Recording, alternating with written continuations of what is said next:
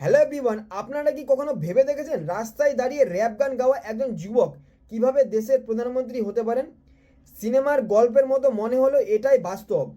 আজ আমরা কথা বলছি নেপালের সবচেয়ে চর্চিত এবং জনপ্রিয় যুবনেতা বালেন শাহের সম্পর্কে।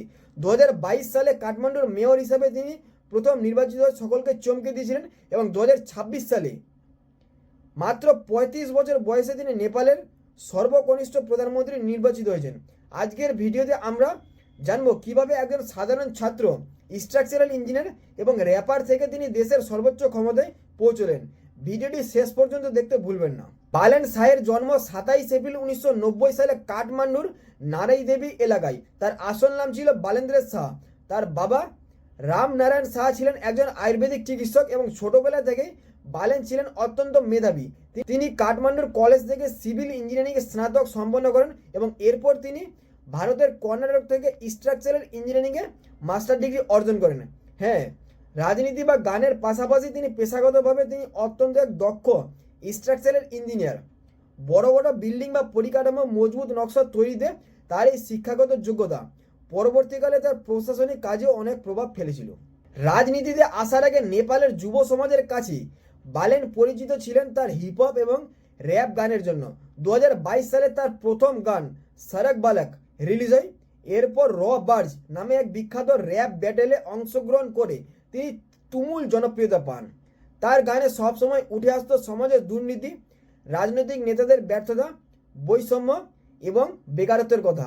তার এই বিদ্রোহী কণ্ঠস্বর নেপালের তরুণ প্রজন্মের মনে গভীরভাবে দাগ কেটেছিল। 2022 সালের মে মাসে কাঠমান্ডুর মেয়র নির্বাচনে কোনো রাজনৈতিক দলের সাহায্য ছাড়াই একজন স্বতন্ত্র ইন্ডিপেন্ডেন্ট প্রার্থী হিসেবে দাঁড়ান বালেন শাহ। তার আইকনিক কালো চশমা এবং প্রচারের নতুন স্টাইল সবাইকে আকৃষ্ট করে তুলেছিল। তিনি নেপালি কংগ্রেস এবং সিপিএন ইউএমএল এর মতো বড় বড় এবং ঐতিহ্যবাহী দলের প্রার্থীদের বিপুল ভোটে হারিয়ে কাঠমান্ডুর মেয়র হিসাবে নির্বাচিত হয়েছিলেন। মেয়র হয়ে তিনি শহরের চেহারা বদলাতে শুরু করেছিলেন।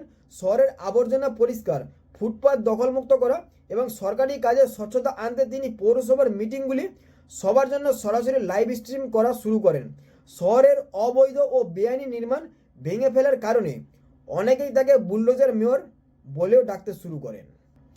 কাঠমান্ডুর মেয়র হিসাবে তার যুগান্তকারী কাজ তাকে রাজনীতিক কেন্দ্রবিন্দুতে নিয়ে আসে।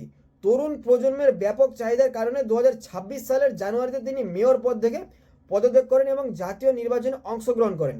2026 সালের সাধারণ নির্বাচনে তিনি নেপালের প্রাক্তন প্রধানমন্ত্রী কেপি শর্মা ওলিকে এক ঐতিহ্য ব্যবধানে পরাজিত করেন। মাত্র 35 বছর বয়সে তিনি নেপালের কনিষ্ঠতম প্রধানমন্ত্রী হিসাবে শপথ গ্রহণ করেন এবং বিশ্ব রাজনীতিতে একটি নতুন ইতিহাস তৈরি করেন।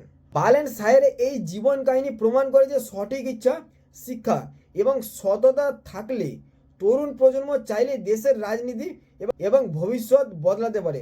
একজন স্ট্রাকচারাল ইঞ্জিনিয়ার এবং র্যাপারের এই অসাধারণ রাজনৈতিক যাত্রা আপনাদের কেমন লাগলো কমেন্ট করে অবশ্যই জানাবেন।